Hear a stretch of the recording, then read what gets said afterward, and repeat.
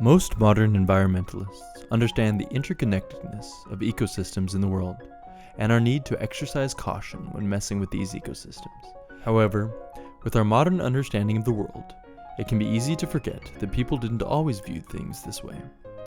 Even today, we see the constant commodification of the natural world, reminding us that these views must continue to be taught and understood. In this process of teaching and understanding this view, we must first understand those that had helped us get to this viewpoint. One man that can't be left out of this conversation is Alexander von Humboldt. Alexander was born to a prominent Prussian family on September 14, 1769. He had a brother named Wilhelm von Humboldt, who grew up to be a famous linguist and philosopher. Tragically, Alexander and Wilhelm lost their father when they were young, so their mother was left to care for them. Thankfully, she had high ambitions for them and tried to get them the best educations possible. Alexander developed a passion for biology, geology, astronomy, anatomy, botany, and basically anything that would aid him in his future travels. Humboldt's many passions turned him into a polymath that he would need to be in order to make his discoveries. His adventures brought him all over the globe. In Europe, he researched vegetation and geology, even becoming an inspector of mines in his early years. When he traveled to North America, he made an impression on the President Thomas Jefferson, despite Jefferson being a slaveholder and Humboldt being an abolitionist. In Russia, Humboldt managed to collect comparative data, but not much else because of restrictions put on him by the Russian government.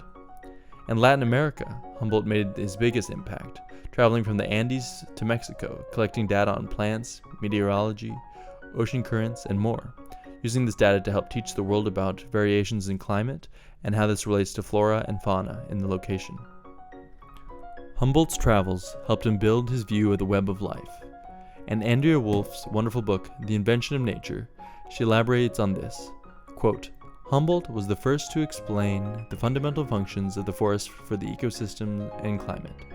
The trees' ability to store water and to enrich the atmosphere with moisture, their protection of the soil, and their cooling effect. He also talked about the impact of trees on the climate through the release of oxygen. The effects of the human species' interventions were incalculable, Humboldt insisted, and could become catastrophic if they continued to disturb the world so brutally. End quote. Humboldt was also well ahead of his time in other areas. He was an ardent abolitionist and defender of South America's right to independence. Again quoting Andrea Wolf, he debated nature, ecological issues, imperial power, and politics in relation to each other. He criticized unjust land distribution, monocultures, violence against tribal groups, and indigenous work conditions, all powerful relevant issues today. End quote. Humboldt published several books including Views on Nature, a book about our relationship to the natural world and how we experience it, and his magnum opus, Cosmos, a 5-volume collection of all of his knowledge on science and nature. These books sold widely and made tremendous impact in how people viewed the world. Humboldt's vivid description of the universe as he saw it, combined with his knowledge of science, helped trigger people's imaginations and connect them to nature.